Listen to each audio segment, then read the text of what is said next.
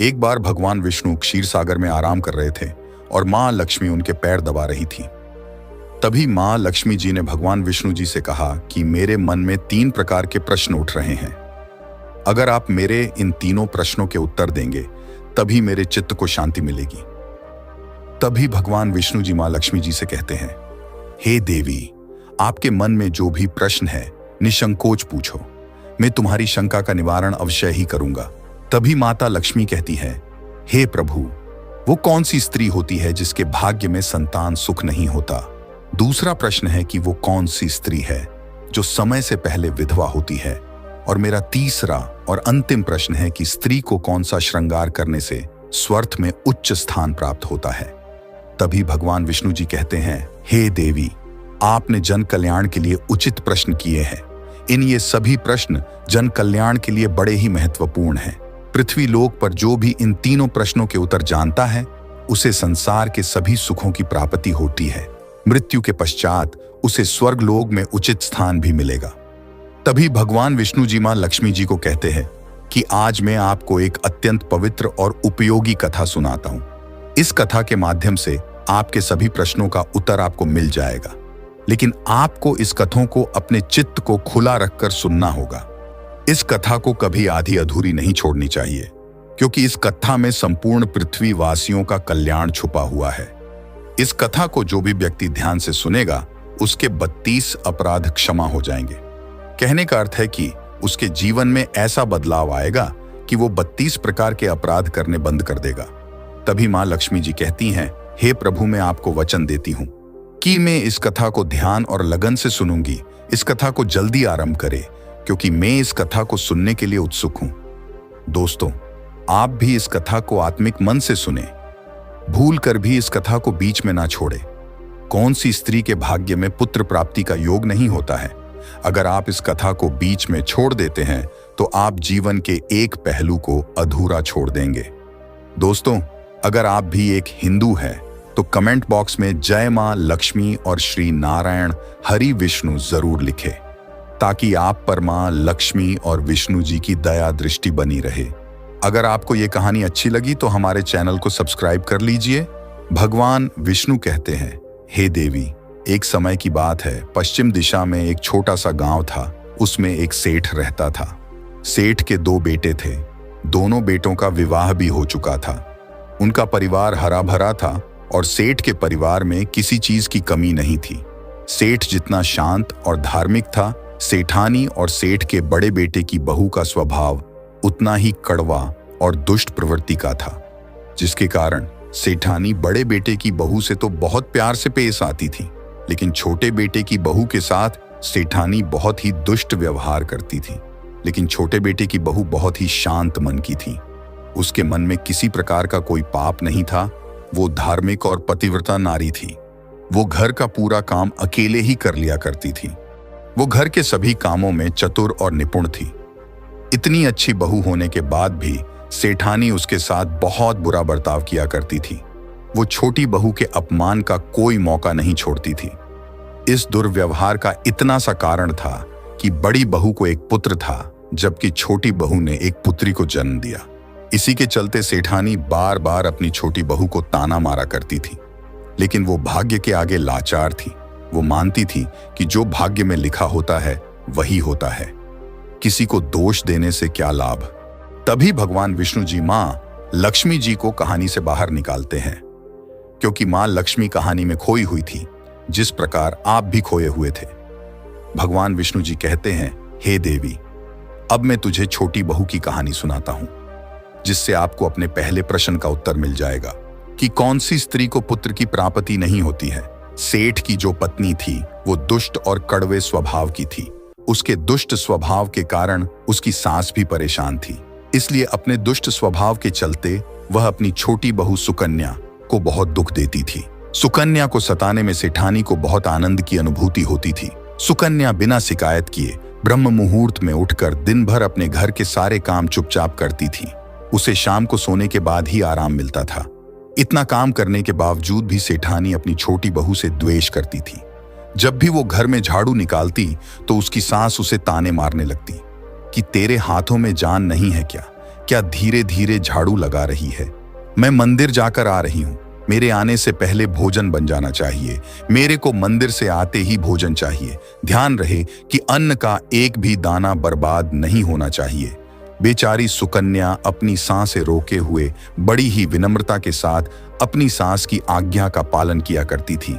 तभी छोटी बहू खाना बनाते समय सोचने लगी कि मैं दिन भर इतना काम करती हूँ, फिर भी मेरे को चैन की सांस नहीं है।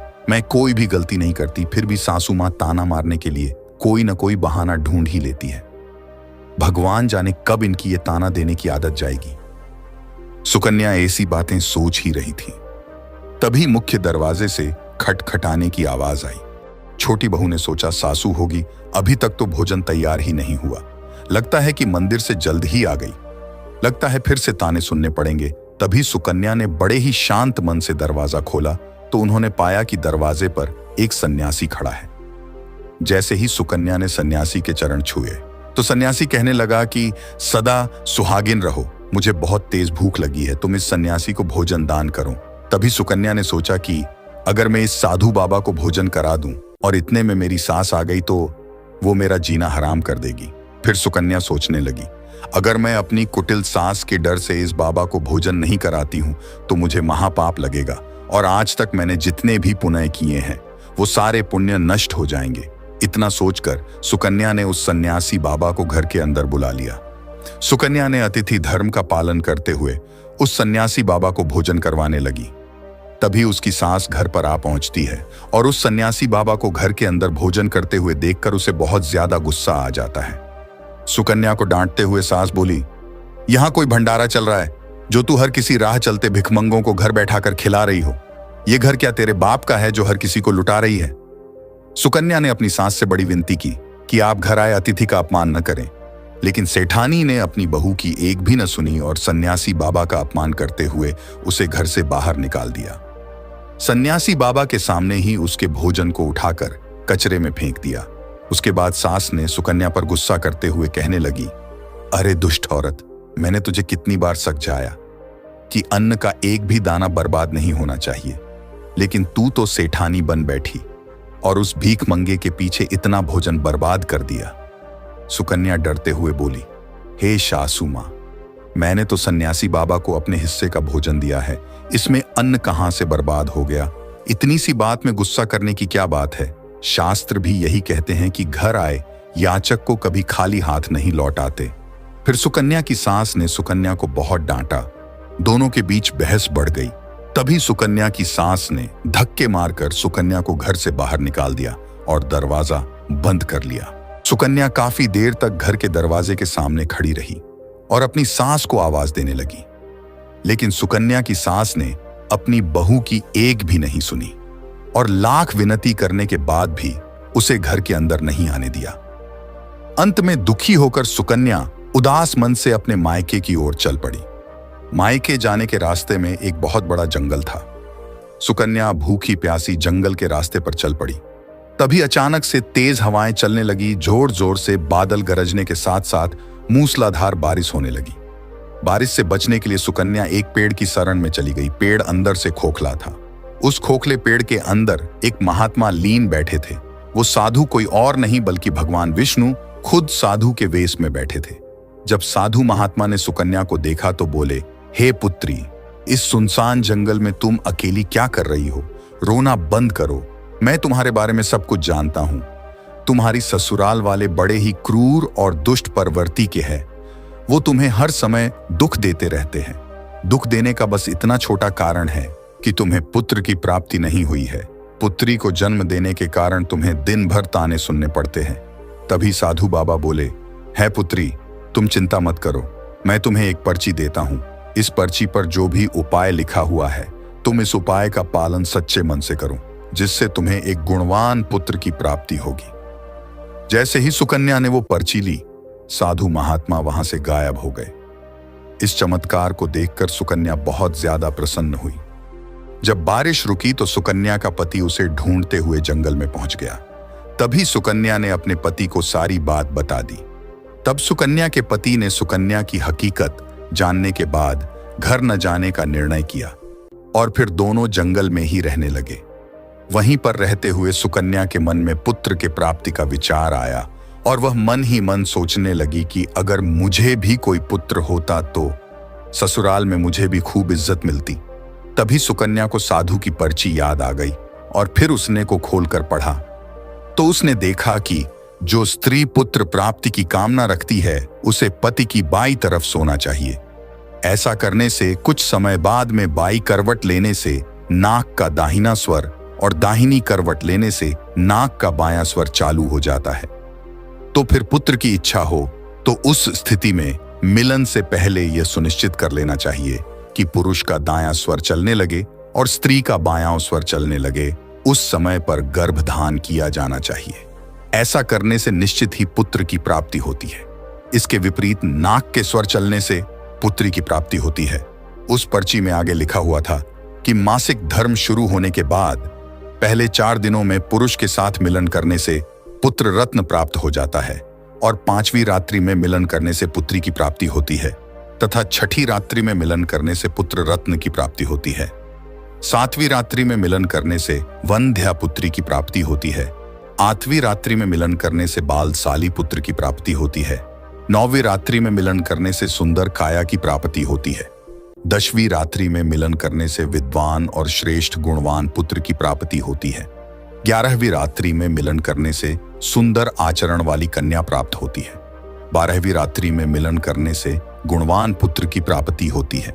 13वीं रात्रि में मिलन करने से लक्ष्मी रूपा पुत्री की प्राप्ति होती है, जबकि 14वीं रात्रि में मिलन करने से गुणवान, बुद्धिमान और बलवान पुत्र होता है।